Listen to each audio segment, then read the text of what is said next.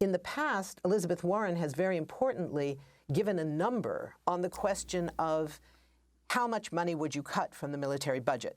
In her proposal around Medicare for All, she proposed cutting $80 billion from the military budget, which is huge. No other candidate, and virtually no one else in Congress, has given those kinds of specific numbers yet about what they would be willing to cut, to pay for big, bold new proposals like the Green New Deal, like Medicare for All. In this debate, when there was discussion about the Green New Deal, discussion about health care, it didn't come up in connection.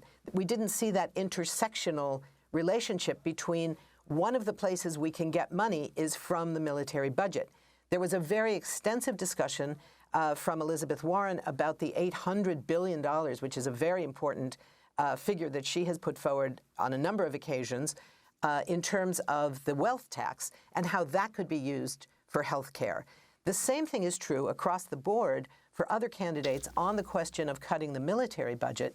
In fact, in June, when the Poor People's Campaign convened a candidates forum, there were 9 members of the pool of candidates who were there, including all the major candidates, and 7 of the 9 were asked, would you cut the military budget? Every single one said yes.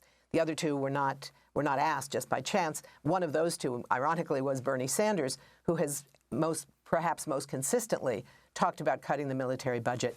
But the problem was the questions. The questions from the journalists asking the questions didn't include, you've all said you would cut the military budget. Now the question has to be, how much? My colleagues at the National Priorities Project have put together the numbers where these cuts can come from. We could cut $66 billion just by ending the Pentagon's war slush fund. We could cut $112 billion by cutting just 75% of the 800 overseas military bases. So there's a way to do this. There's a way to do this and to make it real. And that's what we're not hearing yet from the candidates. They're recognizing that the discourse is changing and they have to catch up, but they haven't caught up sufficiently. They're not listening to the movements. They're not listening even to the polls.